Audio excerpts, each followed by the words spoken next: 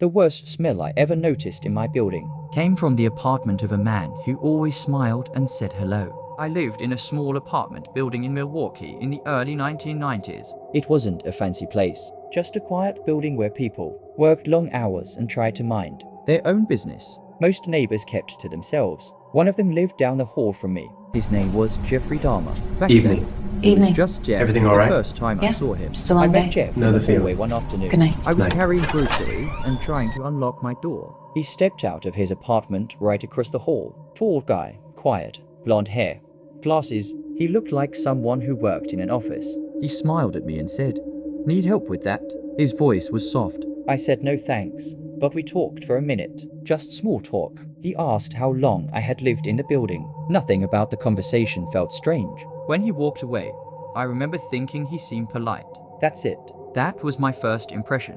The smell? A few weeks later, the smell started. At first, it was faint, like spoiled food. Our hallway sometimes smelled weird anyway. Old pipes, garbage bags sitting too long. But this smell was different. It was stronger. It came and went. And every time it came back, it seemed to come from Jeff's apartment. One day, I ran into him again. I joked about the smell. He didn't seem bothered at all. "Oh yeah," he said. "My freezer broke. Some meat spoiled." He said it casually, like it was no big deal. I believed him. Most people would. Late night sounds. Jeff worked odd hours. Sometimes I heard him coming home late at night.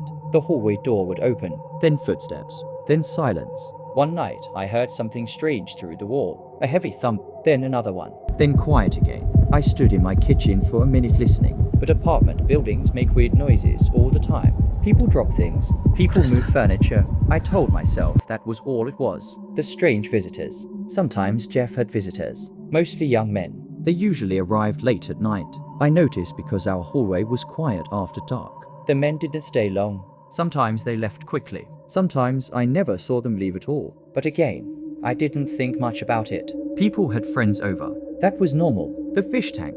One day, Jeff invited me into his apartment. I had asked him if he could keep the noise down at night. He apologized and said it wouldn't happen again. Then he said, "You want to see something cool?" Inside his living room was a large fish tank. It sat in the middle of the room, bright blue light glowing inside. He seemed proud of it. But the apartment smelled even worse inside than in the hallway. I tried not to show it on my face. He noticed. "Yeah," he said. "The building pipes are bad." He laughed a little. I didn't stay long. Something about the place made me uncomfortable. I couldn't explain why. The night everything changed. It was July 1991. I was watching TV late at night. Suddenly, I heard shouting outside. Then sirens. Lots of sirens. I looked out my window. Police cars were everywhere. They were surrounding our building. At first, I thought maybe someone had been robbed. But then officers started running inside. Minutes later, they were knocking on every door. When they got to mine, one officer asked a simple question. "Do you know the man who lives across the hall?" I said yes. "Jeff."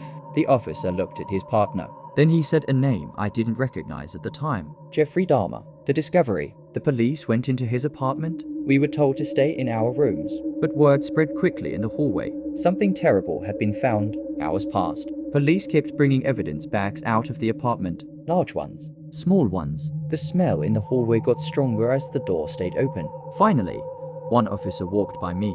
His face looked pale, like he had seen something he would never forget. Later that morning, the news crews arrived. Cameras everywhere. Reporters speaking fast. And that's when we learned the truth. The truth. The quiet man across the hall. The polite neighbor who said hello. The man who kept a fish tank in his living room was actually one of the most dangerous criminals in the country. The police had found terrible things inside his apartment. Things no one in the building could believe. We all kept asking the same question.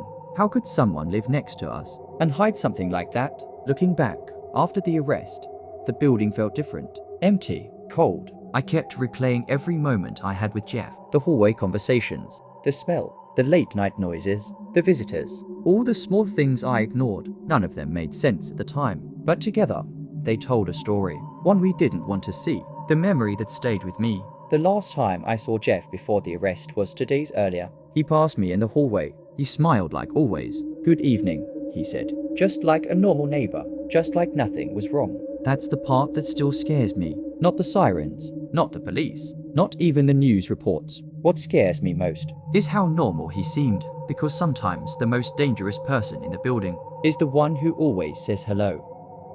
Subscribe, like and comment for next true crime stories.